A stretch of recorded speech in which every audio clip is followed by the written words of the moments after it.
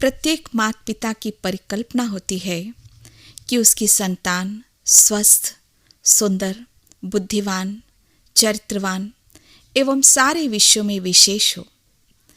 यह स्वप्न साकार करने के लिए दिव्य गर्भ संस्कार नामक परियोजना बनाई गई है। इस परियोजना के बहुत ही सारगर्भित परिणाम रहे हैं। इस परियोजना में शामिल मातृशक्ति ने अपने गर्भ में पुष्पित, पल्लवित होने वाली आत्मा को आध्यात्मिक संस्कार देकर श्रेष्ठ संतति प्राप्त की है। दिव्य गर्भ संस्कार वर्तमान समय की मांग है।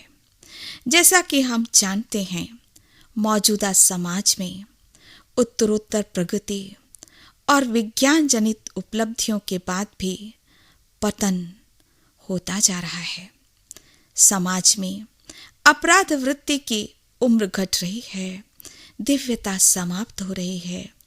आतंकवाद, भ्रष्टाचार, बलात्कार, चोरी, डकैती जैसे अपराध चारों ओर फैल रहे हैं। सभी के मन में एक ही स्वप्न है कि कैसे इन परिस्थितियों को बदला जाए। विभिन्न संस्थाएं इस कोशिश में लगी हुई हैं कि सामाजिक व्यवस्था में सुधार आए। कानून सम्मत चर्चा के बीच यह प्रश्न भी उठ रहा है कि क्या कानून से यह सब संभव हो पाएगा? शायद नहीं। आज आवश्यकता है माइंडसेट चेंज करने की। तो यह संस्कार कब से दिए जाएं? मानव समाज में इस सवाल का जवाब जानने की जिज्ञासा सदा से रही कि आध्यात्म बचपन से हो या बचपन से प्रारंभ हो।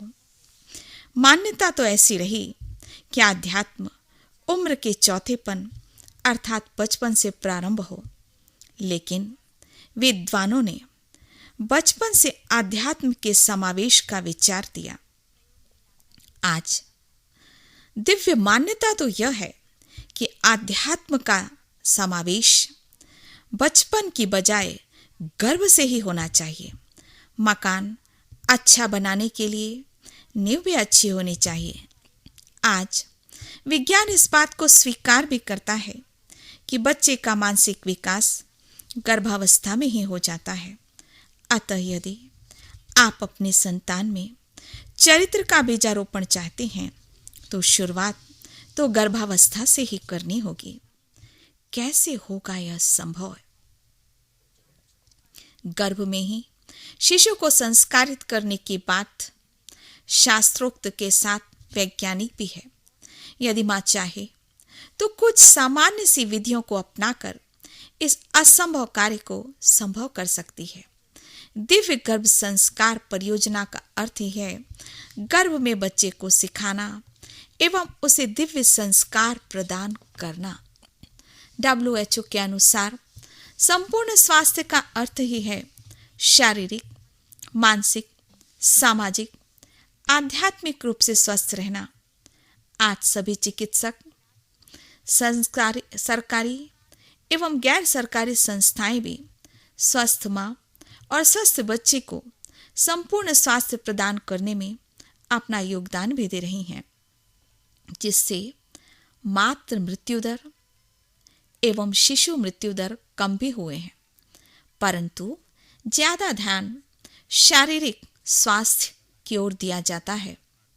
भावनात्मक एवं आध्यात्मिक विकास की ओर जरा भी ध्यान नहीं दिया जाता।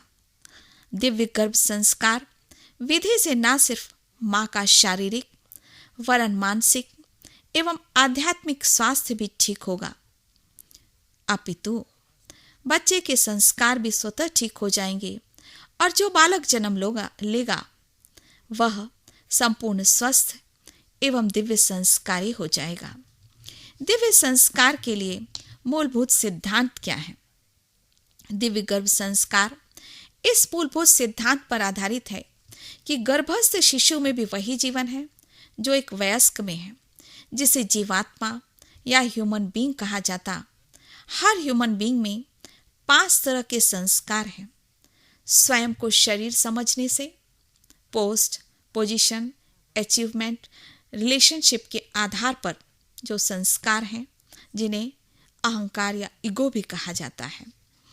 दूसरा, पिछले जन्म के संस्कार, जो कि जब कोई भी मनुष्यात्मा शरीर छोड़ती है, शरीर त्यागती है, तो वह दूसरे शरीर में सूक्ष्म शरीर के साथ प्रवेश करती है, अर्थात पास्ट जन्म के संस्कारों को वह कैरी फॉरवर्ड करती है। तीसरा, माता पिता के द्वारा दिए गए संस्कार। जब बच्चा गर्भ में रहता है तो सबसे ज्यादा प्रभाव माँ के विचारों एवं संस्कारों का ही पड़ता है।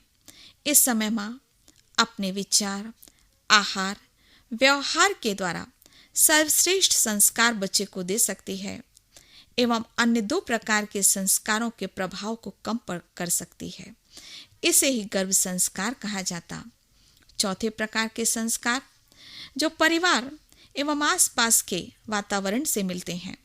जब बच्चा बड़ा होता है तो इस प्रकार के संस्कार ज्यादा प्रभावित करते हैं।